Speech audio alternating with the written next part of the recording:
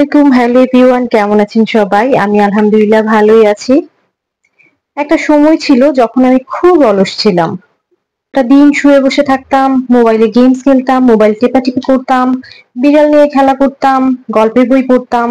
মানে কোনো কাজ করতাম না, আম্মুকে একটু হেল্প করতাম না।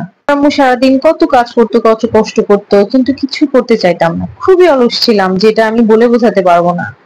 আমার আব্বু খুব বকাঝকা করতো, কিচ্ছু কাজ করো না, আম্মুকে একটু হেল্প করো না, সারাটা দিন শুয়ে থাকো।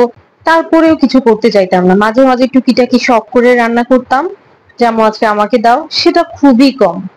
এখন নিজের সংসারে এসে বুঝি যে ওই শখ করে যে দুই একবার আমি রান্না করেছি, সেটা আমার জীবনে কত বেশি কাজে লেগেছিল। আমি যদি তখন সবার কথা শুনতাম, আম্মুর পাশে সবসময় কাজে হেল্প করতাম, তাহলে হয়তো আমার সংসারটা করা আরো অনেক সহজ হতো। সংসার হয়েছে, নিজের ছোট বেবি আছে, সকাল থেকে রাত পর্যন্ত এটা সেটা কত কিছু করা লাগে। একটা মুহূর্ত নিঃশ্বাস ফেলার সময় নাই, তখন শুধু বারবার কথা মনে হয়। কি যে মায়া লাগে, কি যে একটা অসহ্য যন্ত্রণা বুকের ভেতর লাগে, বলে বোঝানো যাবে না। মনে হয় যে যদি মাটাকে আমি আমার কাছে এনে রাখতে পারতাম।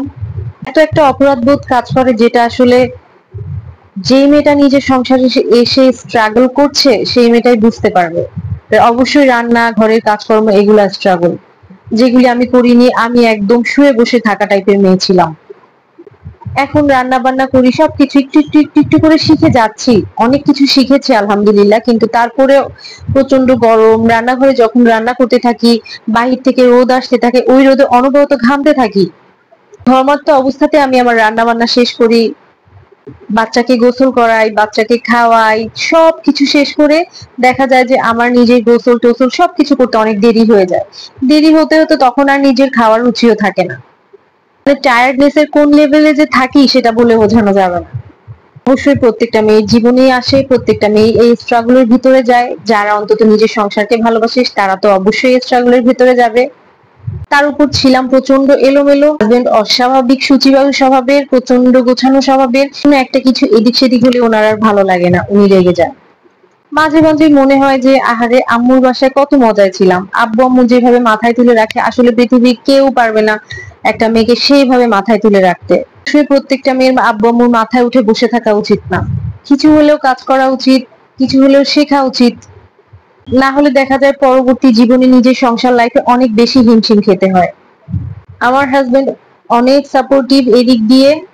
অবশ্যই এক্ষেত্রে আমি আলহামদুলিল্লাহ বলি, কিন্তু ওই যে বললাম শুচিবায়ু, শুচিবায়ু যার থাকে, আসলে এলোমেলো দেখলে চুপ থাকতে পারে না, যদি তারা চায়ও তাও পারে না, এটা তাদের অভ্যাস। হলো আমি তো চেঞ্জ হয়ে গিয়েছি।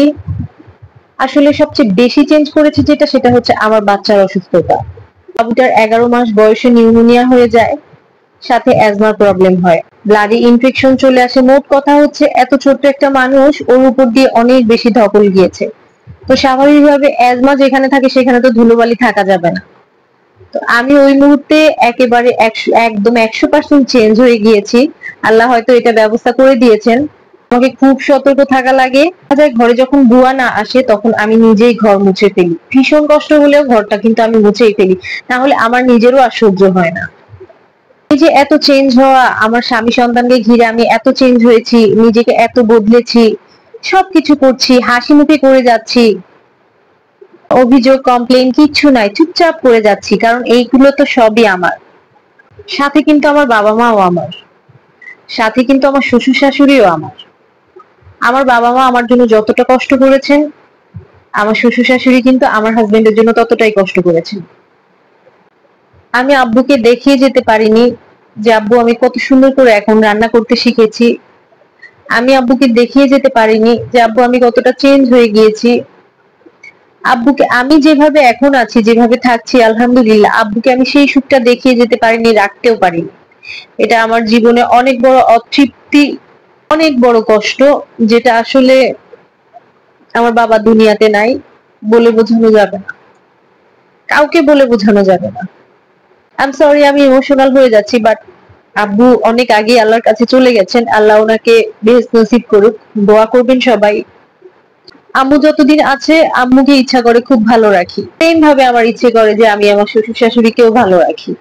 ওনারা না থাকলে তো আমি আমার বাবুর বাবাকে দুনিয়াতে পেতাম না, তাই না? এই সম্মান, এই ভালোবাসা, এই ভালো লাগাগুলা একটা মেয়ে যখন নিজের ভেতর ধারণ করবে, তখন হয়তো সংসারে কষ্ট হবে না, সংসারে অশান্তি হবে না। এটা প্রত্যেকের করা উচিত বলে আমি মনে করি। হিংসা, আরেকজনের পিছে লেগে থাকা, শ্বশুর শাশুড়ির সারাক্ষণ বদনাম করে বেড়ানো, নিজের বাবা মাকে মাথায় তুলে রাখা, এটা কি আসলে ঠিক? আপনাকে যেমন আপনার বাবা মা অনেক ভালোবেসেছে, আপনার হাজবেন্ডকেও কিন্তু তার বাবা মা অনেক ভালোবেসেছে। চেষ্টা করবেন এই ৪ জন মানুষকে ভীষণ সম্মান করতে, ভীষণ ভালোবাসতে। তাহলে দেখবেন দুনিয়া সুন্দর, আপনারা সুন্দর, আমরা সুন্দর, সবাই সুন্দর। ভালো থাকবেন সবাই। আল্লাহ হাফেজ।